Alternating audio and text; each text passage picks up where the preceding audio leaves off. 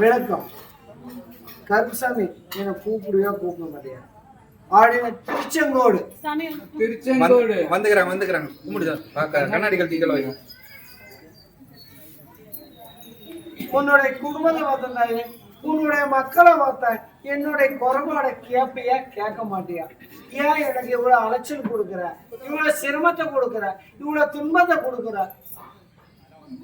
ஆனா கருப்புசாமி நீ நீதிக்கு நேர்மையா இருந்தா என்ன அழைக்கல, இல்லைன்னா உப்பு அப்படின்னு மனசுல கோரிக்கை வச்சிய போட்டு நான் நீதிக்கு நேர்மையா இருக்கணும்னா உன நான் அழைச்சேன்.